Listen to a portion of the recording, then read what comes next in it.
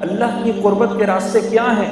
تو فرمانے لگے کبھی اس ماں کو دیکھا ہے جو پہلی مرتبہ اپنے بچے کو زمین پر کھڑا کرنے کی کوشش کرتی ہے؟ 8 9 یا 10 ماہ کا بچہ ہوتا ہے یا 1 سال کا، جب اس کو پہلی دفعہ کھڑا کرتی ہے تو اپنی دونوں انگلیاں اس کے ہاتھ میں دیتی ہے، پھر اپنے ہاتھ چھڑوا کے پیچھے ہو جاتی ہے۔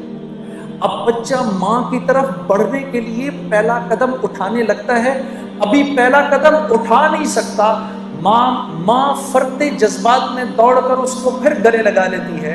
جب بندہ اس بات کا عزم کرتا ہے میرے رب تو کتنا میرا کریم رب ہے، اب تک میں نے کتنا تجھ کو ناراض کیا، آج کے بعد یا اللہ میں تیرے حکموں کو نہیں توڑوں گا، میں پوری کوشش کروں گا کہ یا اللہ میں تیرے حکموں کو پورا کروں، کمی بیشی رہ جائے تو معاف کر دینا۔ جب وہ یہ ارادہ کرتا ہے تو اللہ رب العزت دوڑ کے آ کے اپنے اس بندے کو سینے سے لگا لیتے ہیں۔ ارادہ ملک کا بادشاہ، ملک کا حکمران ابھی اس بات کا ارادہ کرتا ہے، وہ جھوٹے منہ کہتا ہے، جھوٹے منہ میں اس ملک میں اللہ کے حکموں کو پورا کروں گا، اللہ کی مدد براہ راست اس کے ساتھ ہو جاتی ہے۔ جھوٹا ارادہ، اس کا کوئی ارادہ نہیں ہے۔ جب ہم کہتے ہیں نا حسبی اللہ، سوچے سمجھے بغیر ہم کہیں نا حسبی اللہ، بس اللہ میرے لیے کافی ہے، اللہ کافی ہو جاتا ہے۔ حسبی اللہ لا الہ الا هو علیہ توکلت وہو رب العرش العظیم۔ میرے دوستو یہ وہ دعا ہے جو دن میں اگر کوئی 7 مرتبہ شروع میں اور 7 مرتبہ شام میں اس دعا کو پڑھ لے پورے دن کے لیے، اور یہ وہ واحد دعا ہے جس کے بارے میں اللہ کے نبی نے فرمایا یہ میرا کوئی امتی اگر دھیان کے بغیر بھی پڑھے گا اللہ سارا دن اس کے ساتھ ہو جائیں گے۔ حسبی اللہ، میرا اللہ میرے ساتھ۔ کبھی اکیلے میں بیٹھنا، اللہ سے اپنے گناہوں کی معافی مانگ کے پھر تھوڑی دیر میں دل کو ایک تسکین ہوگی، 2 آنسو نکلیں گے، سمجھ جانا اللہ نے خوش ہو کے معاف کر دیا۔ پھر کہنا آنکھیں بند کر کے حسبی اللہ، پھر یاد کرنا کہ بھائی نے کہا تھا یہ بات، ساری دنیا کا مزہ ایک طرف، یہ جو 2 بول تم بولو گے حسبی اللہ، اللہ ایسا سکون دل میں دیں گے کہ تم کہو گے دنیا کی دولت بھی اس کے آگے ہیچ ہے۔ حسبی اللہ۔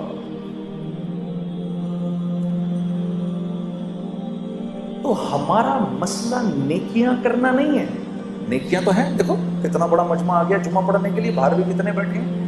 ہمارا مسئلہ نیکیاں کرنا نہیں ہے، ہمارا مسئلہ برائی سے بچنا ہے۔ برائی سے نہیں بچا جاتا۔ برائی سے بچنے کا کیا مطلب ہے؟ کیا گناہ نہیں ہوں گے؟ نہیں، گناہ ہوں گے، برائی سے بچ۔ متقی کون ہے؟ وہ جو گناہ نہیں کرتا؟ نہیں، متقی تو وہ ہے جو گناہ کرتا ہے فوراً معافی مانگ لیتا ہے، یہ متقی ہے۔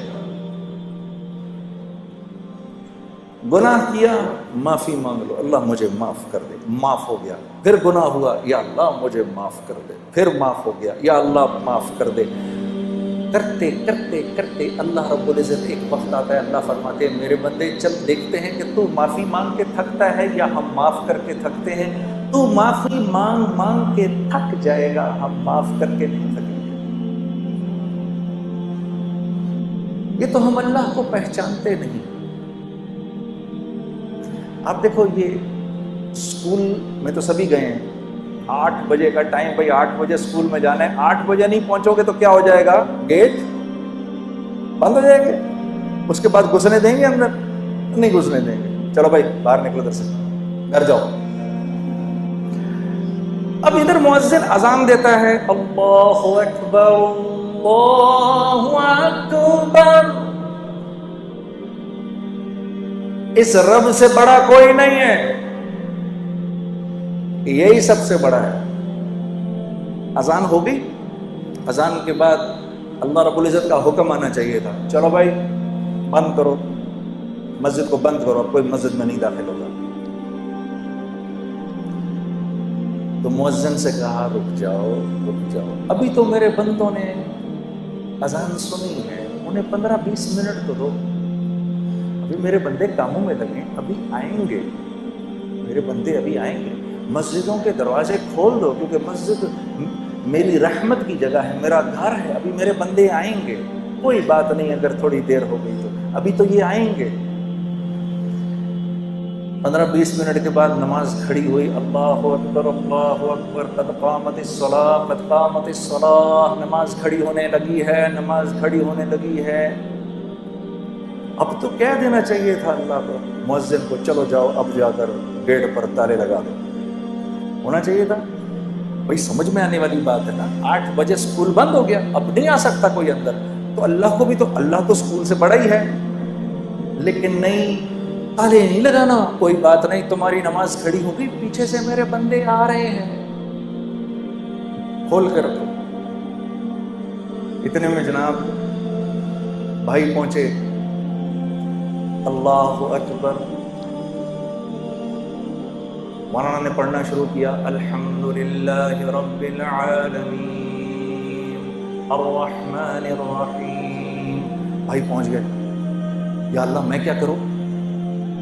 چپ کر کے کھڑا ہو جائے اس کے پیچھے، یا اللہ میری تکبیر اولا مل جائے گی، مل گئی۔ رکوع کے اندر جانے لگے، رکوع میں چلے گئے، پیچھے سے دوسرے بھائی دوڑے ہوئے آئے، یا اللہ میں کیا کروں؟ چپ کر کے کھڑا ہو جا، یا اللہ میری نماز، چپ کر جا، کھڑا ہو جا، نماز مل گئی۔ 2 رکعت گزری، تیسرے بھائی آئے، یا اللہ کیا کروں؟ چپ کر کے کھڑا ہو جا، تیری بھی نماز ہو گئی۔ تیسری چوتھی رکعت کے اندر لوگ بیٹھے ہوئے ہیں، میں دوڑا پہنچا، یا اللہ میں کیا کروں؟ چپ کر کے کھڑا ہو جا، بیٹھ جا، اتحیات پڑھ لے، اور سلام پھیرنے کے بعد جتنی تمہاری رکعتیں رہ گئی ہیں کھڑی ہو کے پوری کر لو، میں نماز قبول کر لوں۔ اتنے میں یہ ایک بھائی بھاگے ہوئے آئے، جب سلام پھیرا، یا اللہ میری نماز رہ گئی۔ تو میرے نبی کا ارشاد ہے، کوئی نماز کے ارادے سے مسجد آئے اور اس کی جماعت چھٹ جائے، اللہ اس کو پوری جماعت کا اجر دیتا ہے۔ ایسا اللہ ہے میرا اللہ۔ شیطان کو 2 دفعہ اپنے آپ کو دھوکہ دینے مت دو، پہلی دفعہ اس نے دھوکہ دیا گناہ کرا کر، اب وہ دوسرا دھوکہ دے گا، توبہ کرنے کا کیا فائدہ ہے، تیری توبہ قبول تھوڑی ہونی ہے۔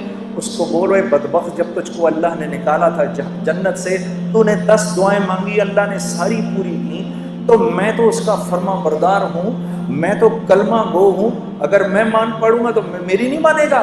میرے عزیز دوستو، جب آپ اپنے گناہ کی توبہ کرتے ہیں تو آپ کو پتہ ہے کیا ہوتا ہے؟ جب ہم توبہ کرتے ہیں، اللہ اس گناہ کو معاف کر کے نیکی میں بدل کے آخرت کا توشہ بنا دیتا ہے، اور آپ ایسے ہو جاتے ہیں جیسے آپ نے اس گناہ کو کیا ہی نہیں۔ یہ تو ہماری بدقسمتی ہے، ہم اپنے آپ کو اللہ سے دور کیا ہے۔ یہ وجہ ہے میرے دوستو، جب ہم دعا کرتے ہیں تو دعا نہیں قبول